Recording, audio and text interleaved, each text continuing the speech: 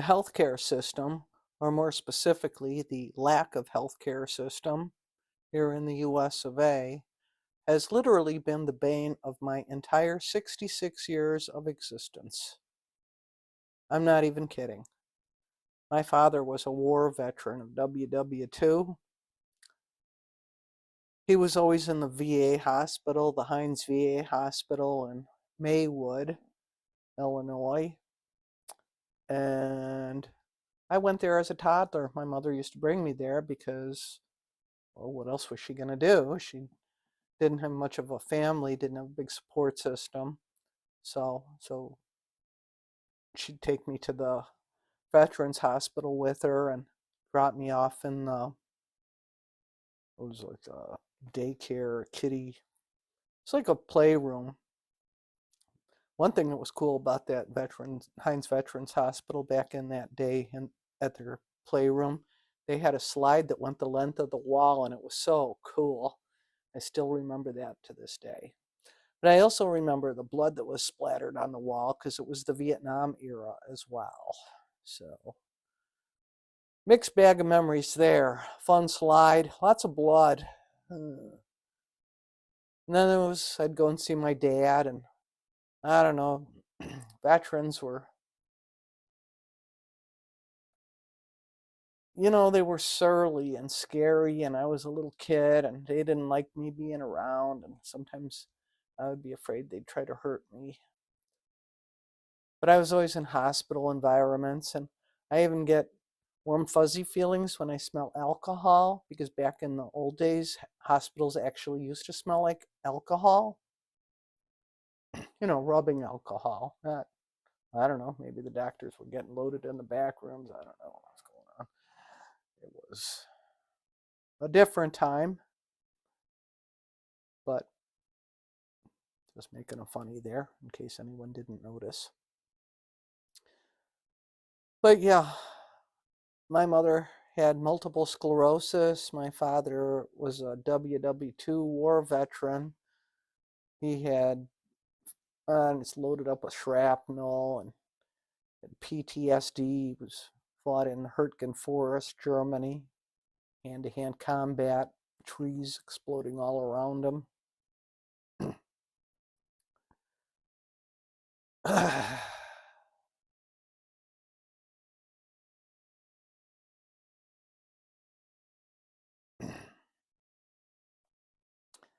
And my mother, with her multiple sclerosis, she hurt. She used to exercise her legs on this old sewing machine, those kind that had with the foot pedal. She used to do that for hours, trying to fend off her disease. She did eventually become entirely crippled. She became vegetative. And she didn't want me. She told me I was the cause of her disease because I was born.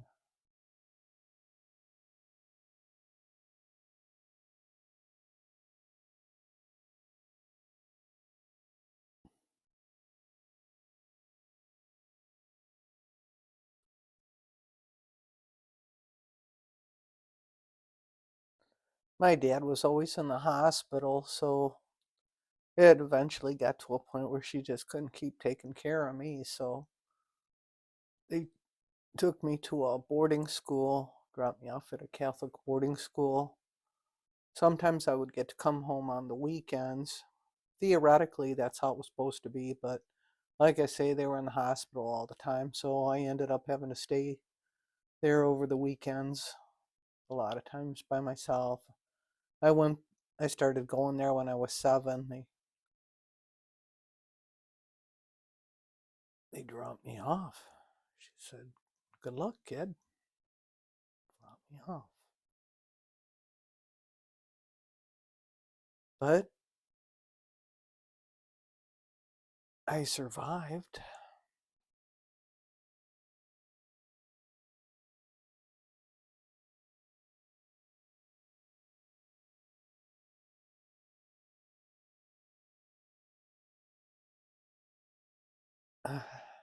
That's another story. I don't want to go into that part of the story right now.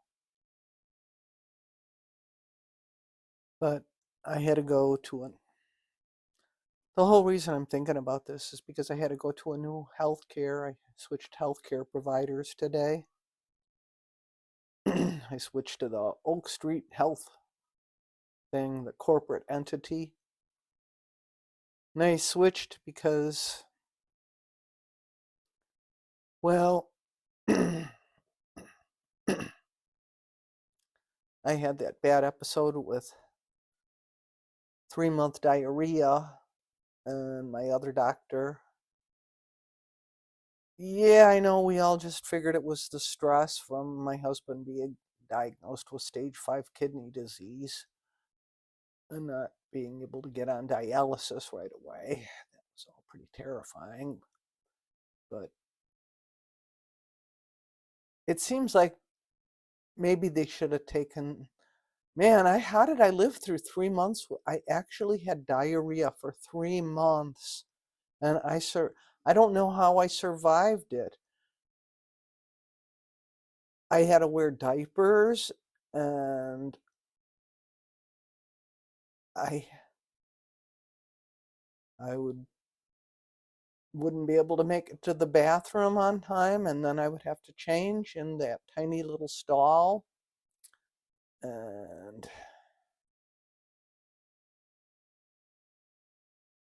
it may be my fault that the cleaning lady, but I cleaned everything up as best as I could. I did throw everything in. I tried to be as sanitary as you can possibly be in that situation.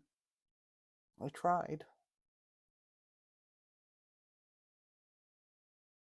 But then I went to a GI doctor, and all he did was laugh and say, "Oh, the medication you're on." I went on, my primary care doctor gave me a anti-inflammatory because I have hip pain, and pain all the time. But so they gave me the anti-inflammatory, and it worked really well. I even remember thinking, wow, maybe I have this diarrhea problem, but at least I'm not in hip pain anymore. The hips and the kneecaps, it hurts a real lot. It hurts all the time.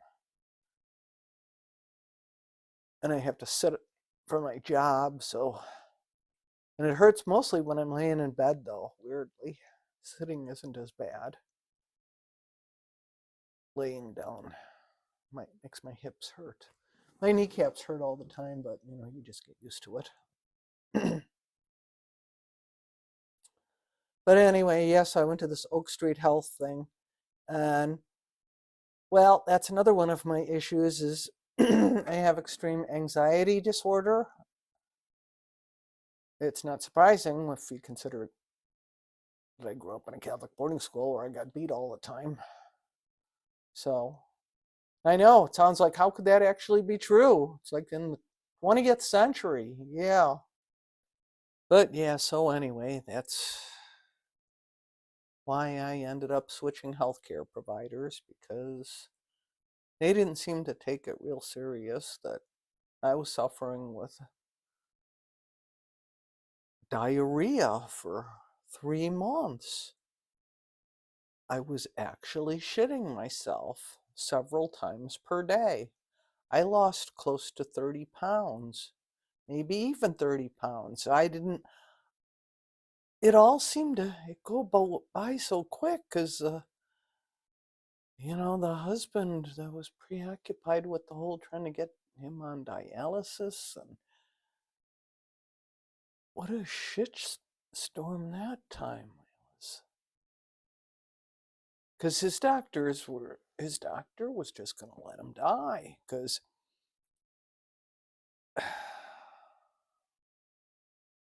my husband also comes from a very dysfunctional family, and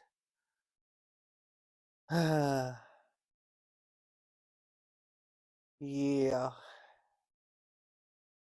he was going to let himself die. He turned down the dialysis. he was gonna just let himself die and not even tell me. I guess I was just gonna find him asleep dead in the chair one day. So, wow.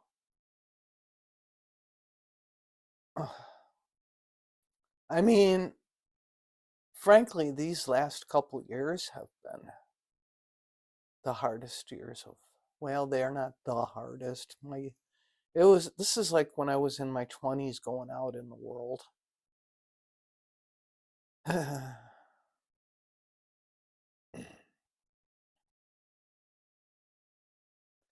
It's just, it hasn't been it hasn't been the greatest time.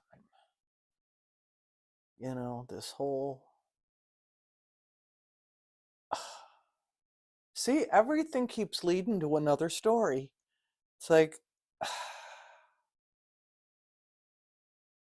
well, I really should never have been born, and my husband never should have been born because we weren't wanted, and it doesn't make for having a great life when you're not wanted.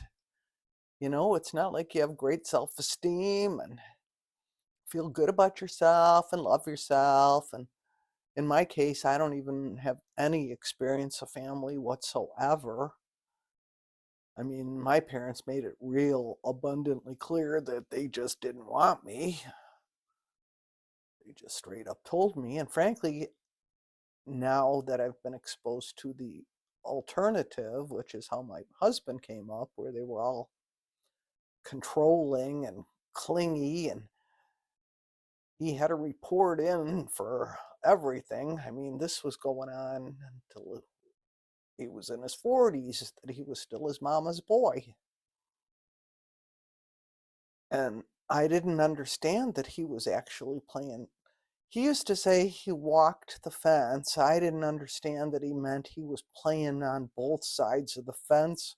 When he was with them, I was the enemy. When he was with me, they were the enemies. It's like, it's just not surprising that I'm so confused about reality.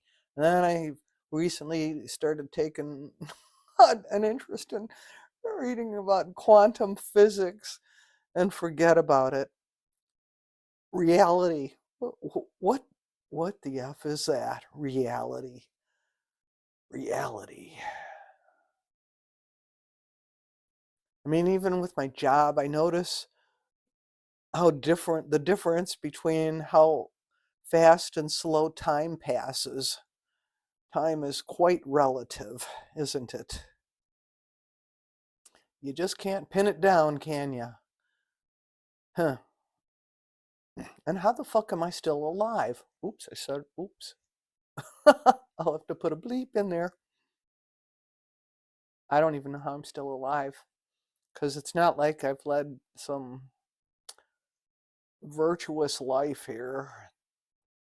I have been screwed up. It's only just been in, I really think, just in recent years, really since the pandemic started, all the quiet, finally, and my consciousness came alive.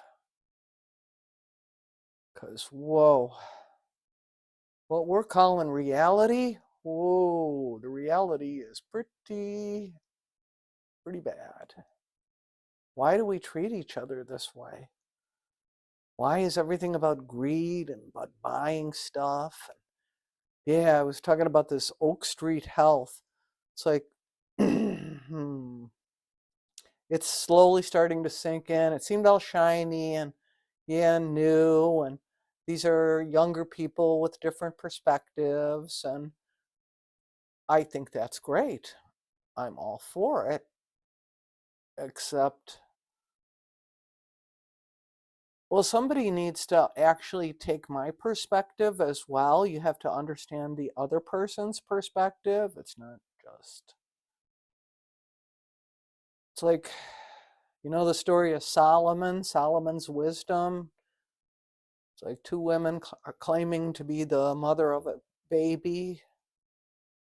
So, what's the choice? Should we chop the child in half and give each piece to each Would that be, that's probably the most fair thing. That's equal and fair. But of course, it doesn't make sense in reality because the child would be dead. So, that doesn't sound like such a good idea. Why can't we apply Solomon's wisdom here? Here's the reality. I won't go on, I would rather just suffer it out than go on antidepressants. I will not go on antidepressants. I've known people who have been on antidepressants, and when they went off of them, they experienced brain zaps. You can't just stop taking antidepressants. And I know it's quite possible and likely even in the realm of possibility that I might suddenly just lose my health care again. So, the hell if I'm going to go and get myself addicted to some brain zapping type of drug. Geez, are you crazy? Are you crazy or just nuts? Huh? Because that sounds like BS to me. Now, here's the real reality. I can take those stinking pills, the Xanaxes, the generic, what is it, alprazolam. I take one before I go into work, and then halfway through at 4 o'clock, because I work from 12 to 8 o'clock, I take another pill. And that's another thing. When I first started there, I only had to take a half. I was only taking 2 half pills, but of course that's gone up to entire pills because apparently I'm getting better at my job, so that means you get more workload. It's like that's the reward for working hard and learning. You never get to a state where okay, I made it, I can just relax and be comfortable. Nope, nope, you never get the reward. You're always chasing the fucking carrot. Always chasing the carrot. It's like, nope, we get monthly metrics where we go evaluate our performance. It's like, seriously? They want us to behave like human beings because people like to talk to other human beings, yet at the same time, you have to be robotic. We read speeches and you have to stick to the script. And I mean, as far as jobs go, it's a great job because my supervisors are decent and fair people. And I hold that up as the highest, the most important thing. Because I've been at jobs where, yeah, it's a crap job, but supervisors make your life a living hell. Whereas these supervisors are great people. I like them a lot. I'm real happy with them. So I can't complain about that. I'm just complaining about the work itself, the fact that apparently humanity has gone nuts and they just think, hey, it's great to just swear at operators, phone operators, and torment them and hold them accountable for stuff that the office, whatever office we're talking about, because there's only thousands, I guess. I don't know. I just don't understand how we're living in a world that makes any kind of sense at all. This country, there used to be hope and promise. I'm old enough to still remember when Kennedy was president. And I remember because he was the first Catholic president. And oh my God, my parents were Catholic. So, very important.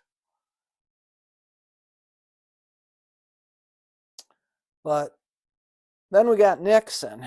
Yeah, I was a teenager in the era of Nixon and I paid a lot of attention. And of course, there was the Vietnam War and all the crazy SBS that this country has gone through.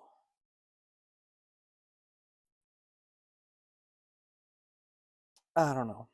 I don't know what, at this point, I don't even know what it is we think we're protecting. But anyway, getting back to my new healthcare provider. Yeah, the thing I feared happened. Like, well, now I have to go and see a psychiatrist.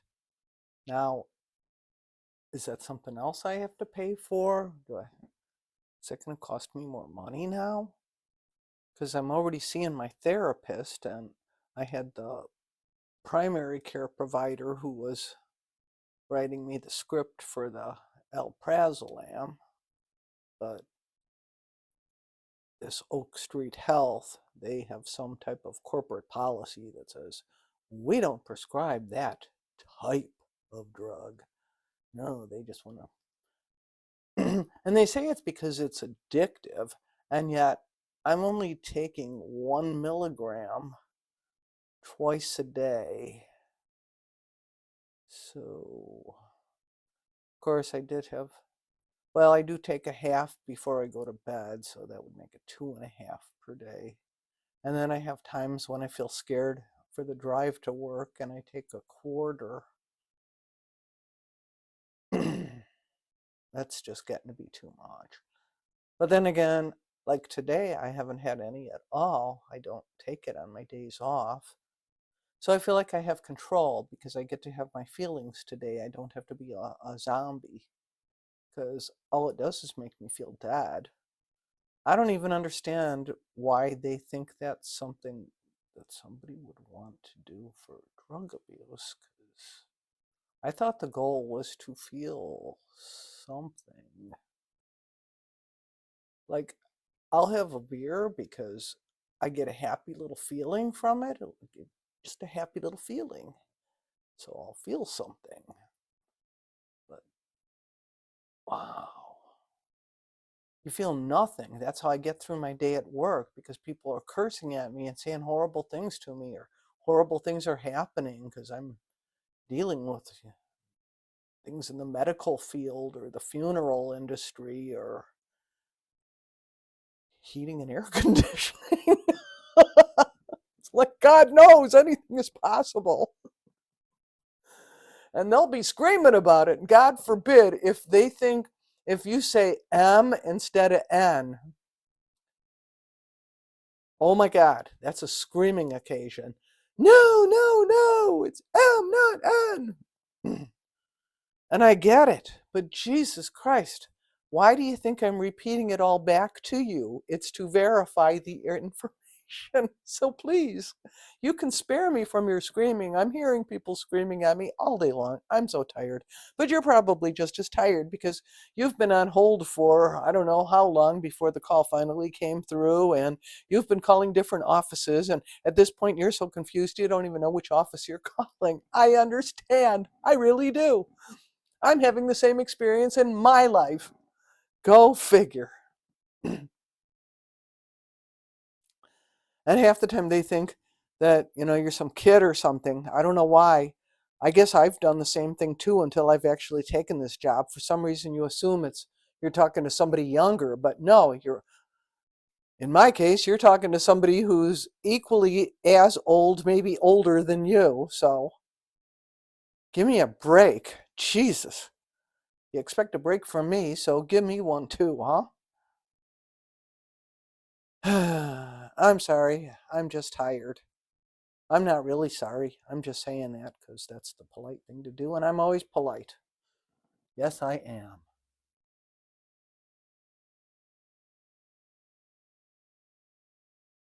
At least now, anyway, since I've been on Xanax. Makes me think of that Rage Against the Machine song. Now they got you under control. It's killing in the name of, but the lyrics are, now you're under control. Now they got you something to do. Paraphrasing there. Got you under control. Yeah. Now you do what they tell you. Now you do what they tell you.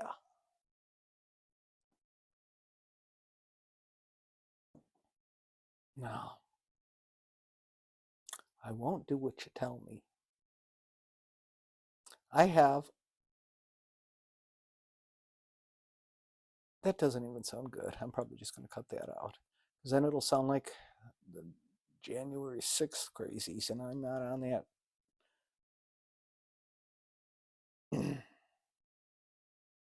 I am not with that at all, not in any way, shape, or form. That's the weird thing. Progressives can sound as radical as the righties. That's what's really sinking in, too, is that we all have the same grievances. We're all, it's the corporations that are screwing us over. It's like, why can't I just exist as myself? Why is that a terrible, horrible thing?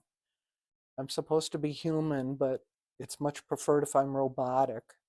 And we're moving into this authoritarian thing where you got to do what they tell you, do as they tell you. I'm a punk rocker. Look at my walls. Hello? This isn't going to play out too well, is it?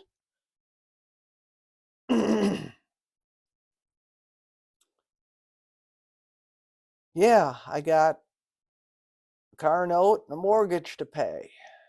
So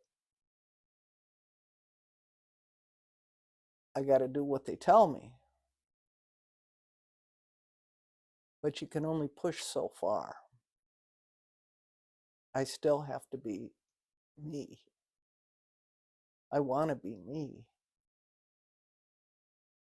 I want to be alive. I don't want to have to take a stinking Xanax to get through my workday because people are screaming at me, but that's what I have to do to continue to exist at this time. And right now, my life is stable. I've got a level of stability. And now the boat's getting rocked on where he's getting scared. Man. But in the long run, it'll be, they're talking, well, to begin with, I wasn't getting all the medical care that they're trying to offer me now. Now, because I have Medicare, I guess there's a profit to be made. That's why the corporate world is in on it. So it's like they pricked my finger with to see if I had diabetes. I don't eat sugar. I'm really not into. Of course, you take it in anyway. It's near impossible to avoid. All the stuff is in. It's normal in the food chain. Good luck avoiding any of it. Our food system is poison to us. That's what I mean. It's like, oh my God, what? I still am old enough to remember when human beings were human beings and were allowed to be human beings. I had this job. I thought it was horrible at the time because it was low wage and, they were bully bosses, but there was also a level of humanity in that when there was work to be done, well, everybody pitched in and you got all the work done and you worked as long and hard as it took. But then when work was done, then you got to chill for a while and you talk and, you know, sit around and talk and get to know each other. Now you're not even really allowed to talk to the people at work. I mean, theoretically I could, but well, let's face it, I'm a negative sort and I'm not of the norm, so it doesn't seem to go over too well, particularly at this age when I don't even care to bother with small talk. It's like, yeah, okay, I'm not interested. I'm tired of having to pretend that I'm not an introvert. I'm trying to meet up to the standards of extroverts. And I don't mean any poor intentions to those who are extroverted. It's like, good for you. You do you, I want to do me. I'm an extrovert and I just like to have some time alone. And I really just like to think things and listen to music and be alone and have it quiet. Well, that doesn't make sense. Well, it's quiet while I'm listening to music because I'm busy listening to the music. Thank you. So, yeah, music's the only thing that really makes me feel alive these days because I really feel it in my soul. right now, well, Rage Against the Machine, Killing in the Name of. Yeah, that's a big one. We wonder why. It couldn't be because you're under such stress. Tired of being bossed around by the nasty callers. And yeah, you got to take that. You just got to take it and say thank you and sorry, apologize. That brings up another story too that will be told at a later date. Having to apologize for you. You shouldn't be apologizing. It's madness. It's like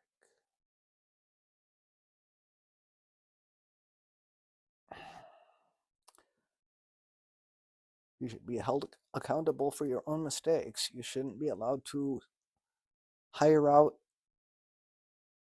scapegoats who get screamed at for the mistakes of the office, whatever office that may be.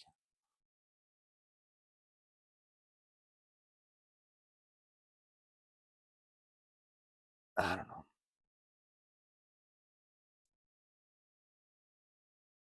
And that's another thing too. I'm tired of even bothering to try.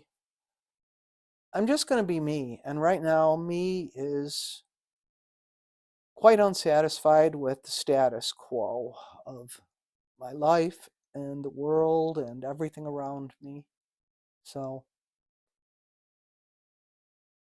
all I really got in my mind is my bitching. So I'll probably continue doing that. So I guess I'll quit bitching for now because, well, I'm tired. So what is it? After 8 o'clock. Time. It's quitting time.